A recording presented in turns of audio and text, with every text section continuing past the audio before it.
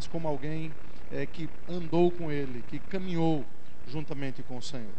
E esse contraste é estabelecido logo nos 2 primeiros versículos, porque enquanto Abraão estava ali no calor do dia, Ló, que parece também ter aprendido algumas coisas em relação à hospitalidade, mas ele estava lá e no momento onde as pessoas não estavam necessariamente carecendo de abrigo, quando as pessoas não estavam necessariamente precisando de uma sombra, de um lugar onde pudessem descansar.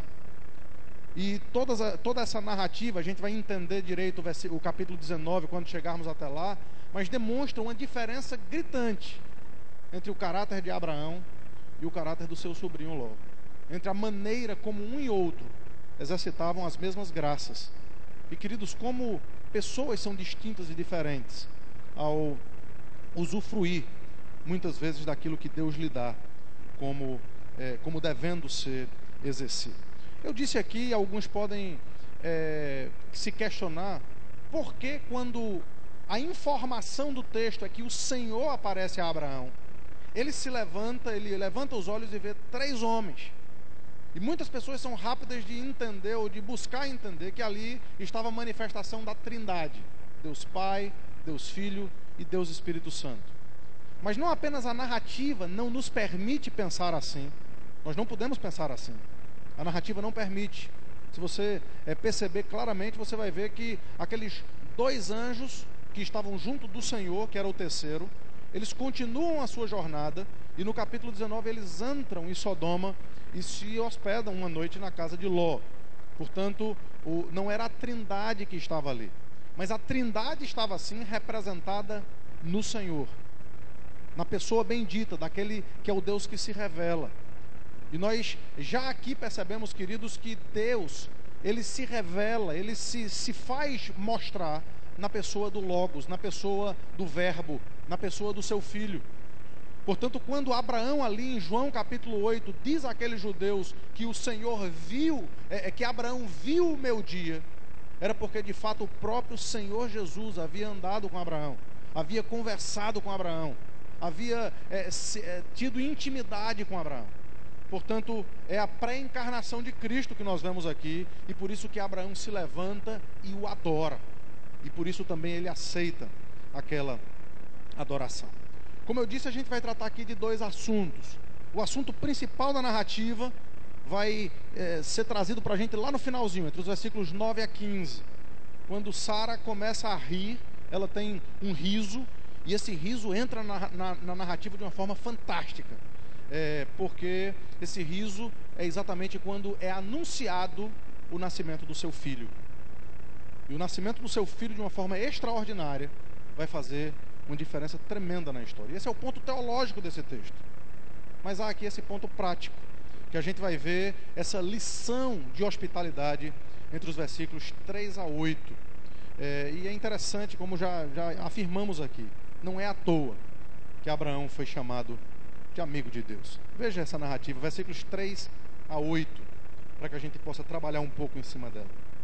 E disse: Senhor meu, se acho mercê em tua presença, rogo-te que não passes do teu servo. Traga-se um pouco de água, lavai os pés e repousai debaixo desta árvore.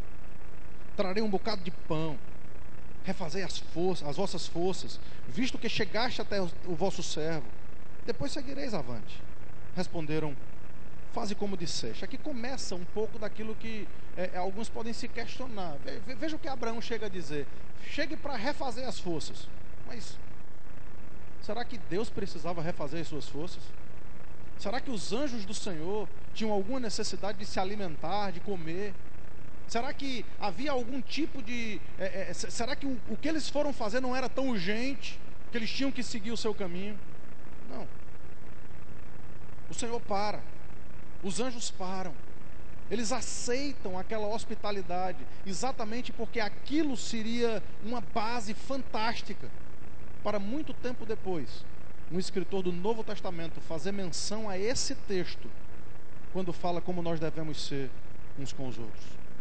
O Senhor para, porque muitas vezes, da mesma forma que aconteceu com Abraão, evidentemente ali de uma forma clara, evidente, Mas acontece e temos oportunidades tremendas de receber o próprio Senhor Jesus nas nossas casas, de receber os seus anjos na nossa casa, de receber aqueles que de fato fazem parte desse povo que se chama pelo nome de Jesus. E muitas vezes por conta da nossa maneira fria de ser, por conta do nosso egocentrismo, por conta de pensarmos simplesmente no nosso próprio umbigo, nós abrimos mão de usufruirmos desse privilégio tão grande e tão extraordinário. Mas o texto continua. Apressou-se, pois, faze como disseste, versículo 6. Apressou-se, pois, Abraão para a tenda de Sara e lhe disse: amassa depressa 3 medidas de flor de farinha e faze pão assado ao borralho. Abraão, por sua vez, correu ao gado, tomou um novilho tenro e bom e deu ao criado, que se apressou em prepará-lo. Tomou também coalhada e leite e o novilho que mandara preparar, e pôs tudo diante deles, e permaneceu em pé junto a eles, debaixo da árvore, e eles comeram. Meus irmãos, eu estou com água na boca. Que coisa extraordinária. Abraão, ele não apenas chegou para Sara e disse: Sara, amassa aí, não é qualquer pão, mas faz um pão assado ao borralho, com a farinha mais fina, o melhor que você pode fazer. Pega aquilo que for, as especiarias, aquilo que for melhor, e prepara 3. Ele foi ao gado e ele não pegou qualquer novilho, mas ele escolheu um novilho bom, tenro, e ele mandou o seu servo preparar aquele novilho. E depois chegam alguns outros ingredientes, como coalhada, como leite, e tudo aquilo é colocado diante deles, e debaixo daquela árvore, debaixo daqueles carvalhais, acontece então aquela refeição, acontece aquela coisa extraordinária. E queridos, como o povo de Deus precisa aprender a usufruir desse tipo de oportunidade. Talvez alguns não façam isso por razões distintas, mas eu posso garantir a vocês que muitos amigos são feitos quando nós exercitamos a hospitalidade. Muitas pessoas que entram na nossa vida de uma forma completamente transformadora, elas entram quando nós abrimos as nossas portas. Porque quando nós saímos por aí, nós também apreciamos muito quando as pessoas abrem as portas para nós. Nós apreciamos muito quando as pessoas nos recebem bem. E é exatamente assim que o cristianismo deve ser forjado. E talvez alguns possam dizer: mas espera aí, pastor, onde é que isso ensina para nós que nós devemos agir do mesmo jeito? Isso não é apenas uma narrativa, como a gente viu hoje de manhã. Essa é uma narrativa. Mas há um texto do Novo Testamento, ali em Hebreus capítulo 13, que faz menção exatamente a isso que nós vemos aqui, a esse texto, a esse relato, a essa narrativa, nos versículos 1 e 2, quando o escritor diz assim: seja constante o amor fraternal, não negligencieis a hospitalidade, pois alguns, praticando-a sem o saber, acolhem anjos. E aqui, queridos, há um trocadilho fantástico que o escritor aos Hebreus faz. Muitos imaginam que ele está imediatamente falando sobre aqueles que são ministros, pastores, que são também chamados, como em Apocalipse, no livro da revelação de Deus, do anjo da igreja. Entretanto, aqui há uma ilação fantástica de que naquele momento específico da história, Abraão estava ali para receber qualquer um que precisasse da sua ajuda, qualquer um que precisasse do seu auxílio. E não é exatamente assim que se recebe não apenas a anjos, mas ao próprio Senhor Jesus? Vocês lembram de Mateus capítulo 25? Em Mateus capítulo 25, momento do grande julgamento, é o próprio Senhor Jesus quem diz essas palavras. E ele diz ali: olha, haverá aquele dia em que eu separarei, alguns ficarão à minha direita, esses são as ovelhas, e outros vão para a minha esquerda, e esses são os cabritos, e eu vou separá-los muito bem. E quando eu chegar para esse lado de cá, eu vou dizer: apartai-vos de mim, porque quando eu tive fome, vocês não me deram de comer. Quando eu tive sede, vocês não me deram de beber. Porque quando eu carecia, eu tive frio, vocês não me cobriram. Quando eu tive preso, vocês não me visitaram. E de uma forma impressionante, aqueles homens, muitos deles religiosos, muitos deles que estarão impressionados ali, porque vão dizer: mas Senhor, em teu nome nós fizemos tantas coisas, em teu nome nós expulsamos demônios, em teu nome nós profetizamos, nós fizemos tantos milagres, e como é que o Senhor está dizendo: apartai-vos de mim, vós os que praticais iniquidade? E Jesus vai dizer: sabe quando vocês deixaram de fazer isso comigo? Quando? Porque se nós, religiosos, soubéssemos que era o Senhor, nós estaríamos prontos para matar o melhor novilho. Claro, era o Senhor. Nós estaríamos prontos para fazer pão assado ao borralho. Eu não sei nem o que é isso, mas eu faria. Por quê? Porque era o Senhor. Eu faria tudo o que eu precisasse. E Jesus vai olhar e vai dizer: pois bem, eu estive presente, eu estive carecendo e estive necessitado, mas todas as vezes que vocês deixaram de fazer aos meus pequeninos, foi a mim que vocês deixaram de fazer. Todas as vezes que vocês não foram bons hospitaleiros, foram aos anjos do Senhor e ao próprio Senhor que vocês deixaram de receber. Mas aqui do lado direito estarão aqueles que não são tão religiosos assim, aqueles que vão até se espantar quando Jesus disser para eles: bem-vindos para a casa do meu Pai, venham, se deleitem, porque quando eu tive fome vocês me deram de comer. E da mesma forma eles dirão: Senhor, mas eu não me lembro do Senhor ter estado lá na minha casa. E Jesus vai dizer: pois todas as vezes que vocês fizeram um dos meus pequeninos, foi a mim que vocês fizeram. Entendam, queridos, nós somos completamente unidos com Cristo, e essa nossa união com Cristo faz com que nós devamos alargar o nosso coração, como a gente viu em 2 Coríntios capítulo 6, dilatar o nosso coração. E como nós precisamos aprender a fazer amigos assim, a ter as nossas casas abertas, a ter as nossas casas como uma extensão da igreja do Senhor. Aliás, é assim uma igreja cheia do Espírito Santo. Se a gente mais uma vez for para o texto narrativo de Atos, a gente vai perceber que logo no início, quando o Espírito Santo é derramado em Pentecostes, as pessoas começaram a não considerar as suas próprias coisas. Tudo lhes era comum. Aquilo que era meu, eu tinha o maior prazer de que outros pudessem utilizar. Aquilo que era do outro, eu não tinha nenhum problema de, se fosse necessidade minha, poder utilizar também, porque havia comunhão. Porque havia comunhão no partir do pão. Queridos, se nós vivêssemos como uma igreja cheia do Espírito Santo, nós não esperaríamos que o pastor batesse na sua porta para você receber uma visita, mas a sua casa estaria sempre aberta, mas você estaria sempre pronto, não apenas para receber o pastor, não apenas para receber os presbíteros, mas para que todos os membros da família da fé pudessem usufruir de uma intimidade que nós precisamos crescer e crescer muito. Porque quando nós crescemos nessa intimidade uns com os outros, nós nos tornamos mais amigos de Deus. Porque quando nós crescemos em amor, quando nós crescemos em comunhão, quando nós começamos a entender o que significa entranhados afetos e misericórdia, quando nós entendemos o que significa pensar a mesma coisa, ter o mesmo parecer, olhar na mesma direção, ter o mesmo batismo, o mesmo Senhor, uma só fé, um só todas as coisas. Como nós vamos aprender a viver contente em toda e qualquer situação.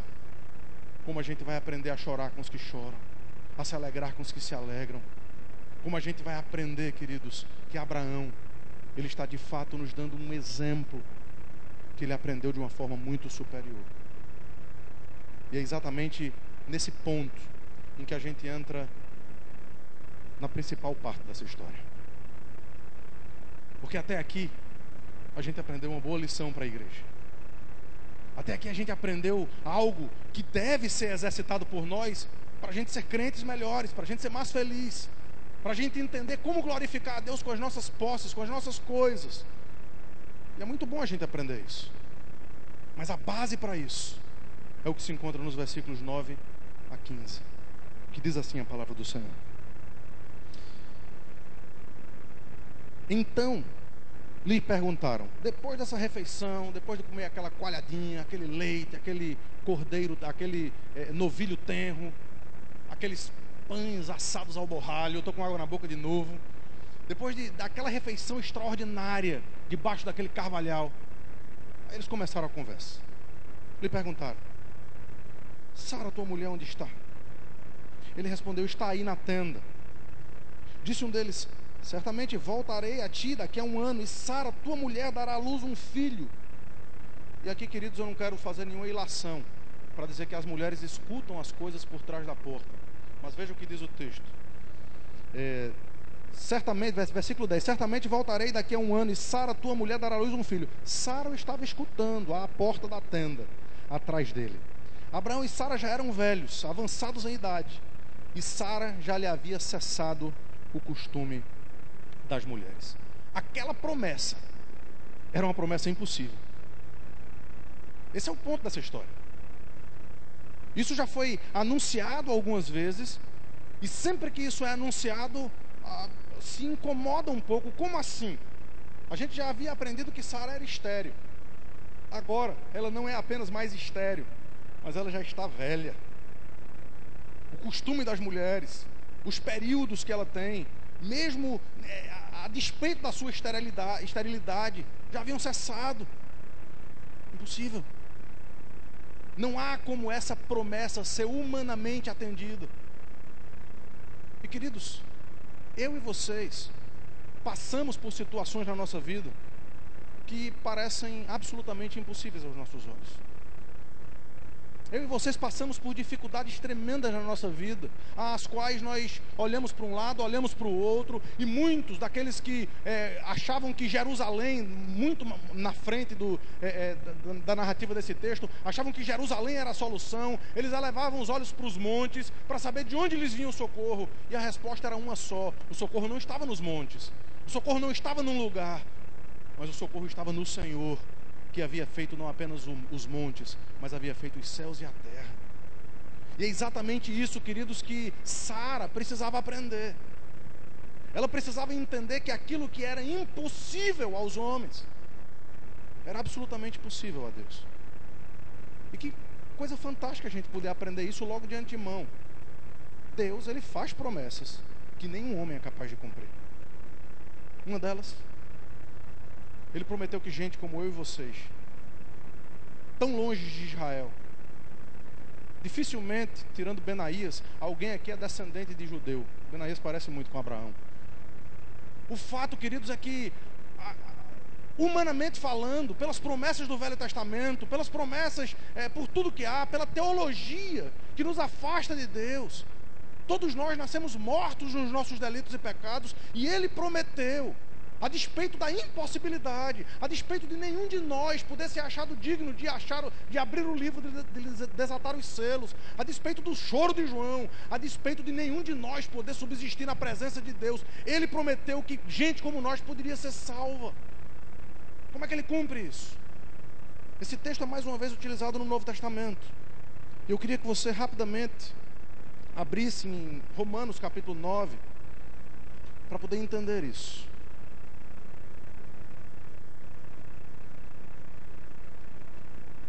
Aqui Paulo não está escrevendo a judeus, mas ele está mostrando que ao longo do Velho Testamento, a nova aliança é apresentada como aquela que suplantaria uma raça. Quando Abraão, o pai da fé, aquele que primeiro saiu da sua terra e da sua parentela para uma terra que Deus o havia mostrado, quando ele recebeu a promessa que não apenas os seus descendentes, mas que todas as nações da terra poderiam ser transformadas em filhos de Abraão. Como isso é possível?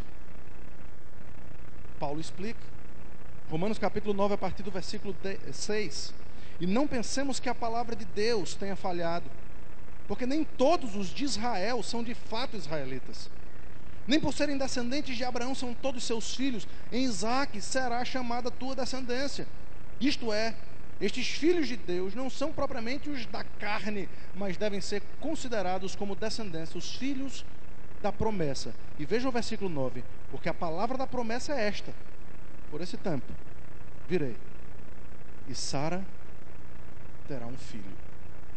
Então perceba que aquela promessa de que Sara teria um filho na sua impossibilidade abre portas para que eu e vocês entendamos que, a despeito de não sermos filhos de Abraão, podemos ser chamados de o Israel de Deus, a menina dos olhos do Senhor, amados como um povo separado.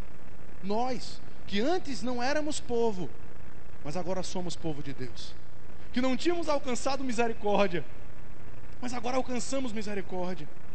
Nós, agora, podemos ouvir as palavras ditas a gentios, que somos raça eleita, sacerdócio real, nação santa, povo de propriedade exclusiva de Deus, a fim de proclamarmos as virtudes daquele que nos chamou das trevas para a sua maravilhosa luz. De uma forma fantástica, queridos, isso antecipa para nós aquilo que vai ser dito nos próximos versículos, porque esse riso de Sara, ele nos ensina alguma coisa. O que é que ele nos ensina? Versículo 12 diz assim: riu-se, pois, Sara no seu íntimo, dizendo consigo mesma: depois de velha, eu e velho também o meu marido, o meu Senhor, terei ainda prazer. E aqui, queridos, essa expressão é fantástica, quando Sara chama Abraão de Senhor. Aliás, o apóstolo Pedro faz uso disso na sua primeira epístola, no capítulo 3, versículo 6, quando ela diz que Sara aqui se transforma, veja, no riso dela, no momento em que ela titubeia, a gente vai ver que ela não perde a fé, a gente vai perceber isso, a gente vai perceber que aquela é uma pergunta, aquele foi um riso como que dizendo, não é possível que isso vai acontecer, mas como aquele discípulo que chegou para Jesus e disse: Senhor, eu creio, mas me ajuda na minha falta de fé. Não parece ser tão fácil isso que o Senhor está dizendo. E a gente vai entender que no decorrer da narrativa, Sara se demonstra como uma crente extraordinária, como um exemplo extraordinário para as mulheres. E um deles é chamar Abraão aqui de Kyrios, de Senhor. E esse riso de Sara aqui, queridos, traz a atenção do texto, porque ele vai voltar à tona algum tempo depois. Será verdade isso, que darei ainda a luz sendo velha? E aí o versículo 14: acaso para o Senhor a coisa demasiadamente difícil? E aí ele repete a promessa: daqui a um ano, neste mesmo tempo, voltarei a ti, e Sara terá um filho. Mesmo com esse riso, ela será abençoada pelo Senhor, como exemplo para todas as mulheres, e por isso ela é favorecida do Senhor. É interessante que no capítulo 21, aí, uma página depois, capítulo 21, a concretização da promessa para Sara acontece ali pela primeira vez. O nascimento do seu filho. E como seria o nome do filho de Sara? Será que aquela experiência vivida um ano atrás faria alguma diferença na escolha do nome do seu filho? O versículo 6 do capítulo 21 nos ajuda.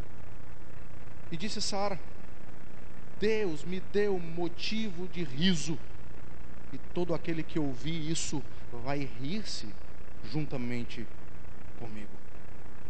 Aliás, o nome Isaac significa aquele que ri. Aquele que ri. Portanto, Sara não apenas entendeu que aquele seu riso vai trazer consequências para a história, a gente vai ver já nos próximos versículos. Aliás, veja as consequências aí, no capítulo 21 ainda, e versículo 9, o texto diz assim: vendo Sara que o filho de Agar, a egípcia, o qual ela dera à luz a Abraão, caçoava de Isaque. E aqui está a mesma expressão hebraica para o nome rir, zombar, caçoar. Portanto, as consequências do riso, que por algum tempo foi incredulidade daquela mulher, ela é utilizada na providência de Deus para mais uma vez ele demonstrar o senhorio do Senhor na história. Aliás, ele havia prometido desde Gênesis capítulo 3, versículo 15, uma bifurcação, uma inimizade, duas descendências. E muito embora aquelas duas descendências pudessem muitas vezes sair do meio de irmãos. No capítulo 4 de Gênesis, nós já percebemos que irmãos são separados por essas duas descendências, Caim e Abel.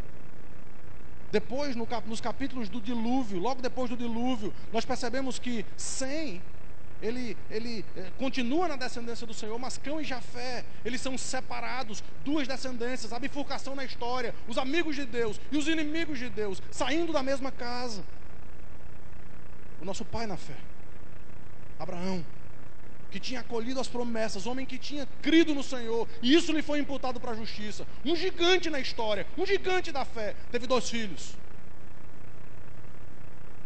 Um foi o filho da promessa, o outro foi o filho da escravidão.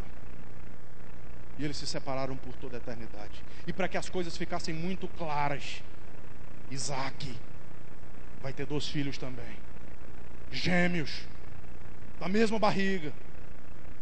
Um se chamará Jacó e o outro se chamará Esaú.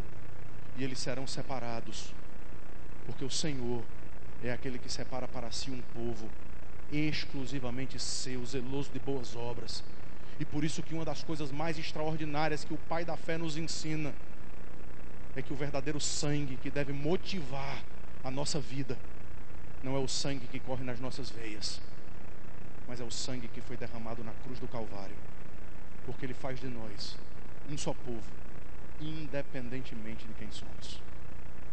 Ele faz de nós um só povo, ainda que para isso eu tenha que me separar do meu pai, do meu irmão, da minha mãe, da minha sogra, de quem quer que seja.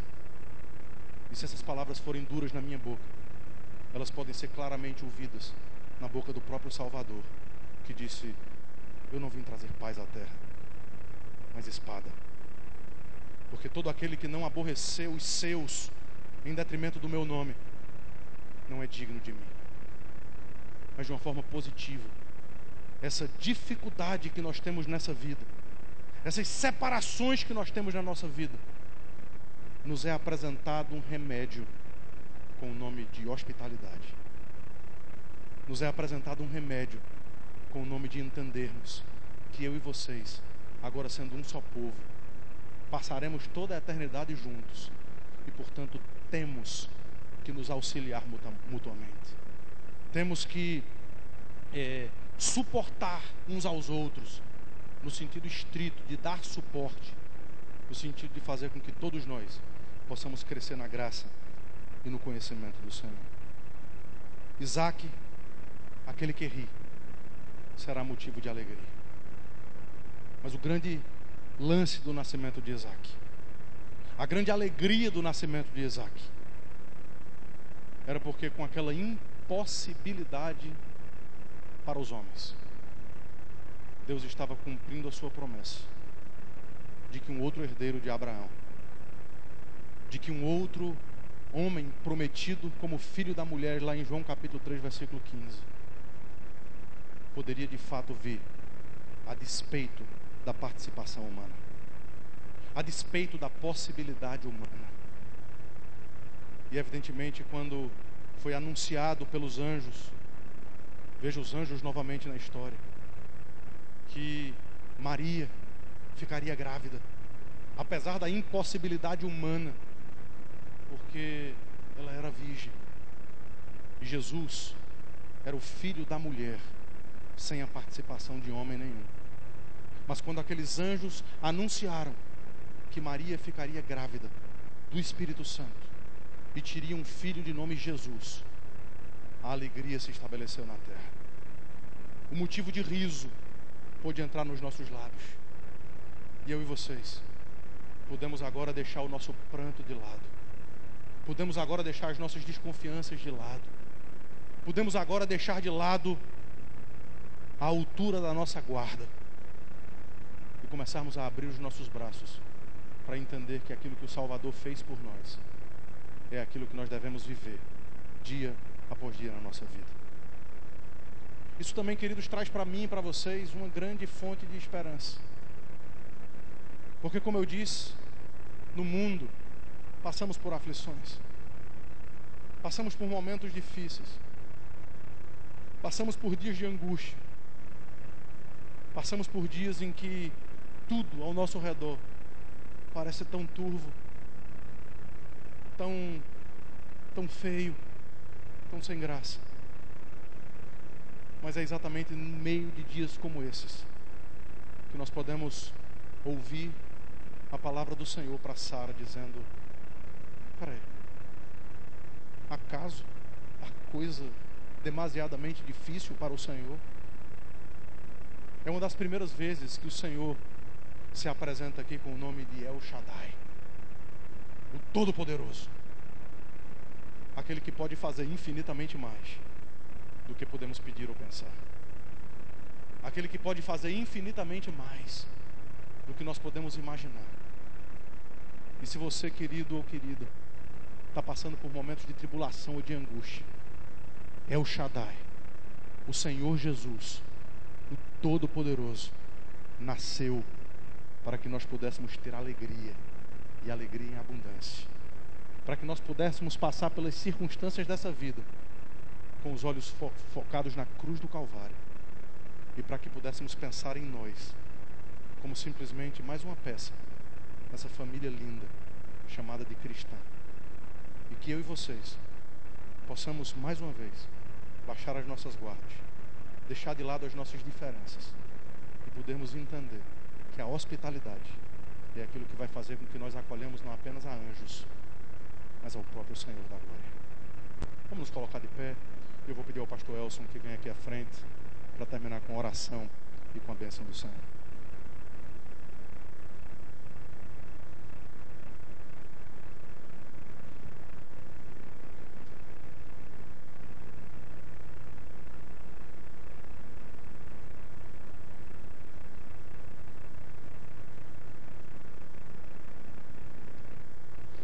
Vamos orar, feche seus olhos. Senhor nosso Deus, a Ti seja toda honra, toda glória, todo louvor e toda adoração. Obrigado, meu Pai, porque de forma muito poderosa e clara a Tua palavra falou de forma profunda ao nosso coração. E nós estamos, ó Deus, constrangidos, e nós estamos, ó Deus, no nome do Senhor, de certa forma abalados, porque, como diz o profeta Daniel, a nós cabe o coragem e vergonha, porque temos negligenciado o tão grande privilégio que o Senhor tem nos dado, de sermos bênçãos, de sermos instrumentos, Senhor, para abençoar. Portanto, ó Deus, a nossa oração nessa noite, que esta palavra esteja, ó Deus, seja gravada nos nossos corações, na nossa mente, e que nós possamos, ó Deus, colocar em prática na nossa vida. Quem sabe pessoas que o Senhor tem colocado ao nosso lado, no nosso bairro, no nosso vizinho, na nossa família, que precisa ser por nós, ó Deus, abraçado, abençoado. Quem sabe são pessoas que não receberão de nós, mas com certeza nos abençoará. E nós temos negligenciado a grande oportunidade de sermos bênçãos. Deus, incomoda a igreja do Senhor. A igreja do Senhor, ó Pai, de Brotas, precisa ser uma igreja hospitaleira cada dia mais. Dá a essa igreja, ó Deus, um espírito de excelência. Ó Deus amado, para que o Teu povo, ó Deus, possa ser conhecido, ó Deus, como um povo zeloso de boas obras, que glorifique o nome do Senhor. Nós oramos, ó Pai, e nós pedimos isso, ó Deus, aumenta a nossa fé, e transforma-nos, ó Deus, ajuda-nos, ó Deus, ajuda-nos, ó Deus. Nós não sejamos referenciais de nós mesmos, mas que seja um outro que nos louvem pelas nossas atitudes nobres. Nós oramos assim, Pai, no nome do Senhor Jesus. Em nome de Jesus. E agora, igreja de Deus, que a graça inefável do nosso Senhor e Salvador Jesus Cristo, Que o amor de Deus, nosso Pai, e as ternas e doce consolação do Espírito Santo repouse sobre a vossa vida e sobre todo o povo de Deus espalhado sobre a face da terra. Maranata, Maranata, em breve, muito breve, voltará o Senhor Jesus. Amém e amém.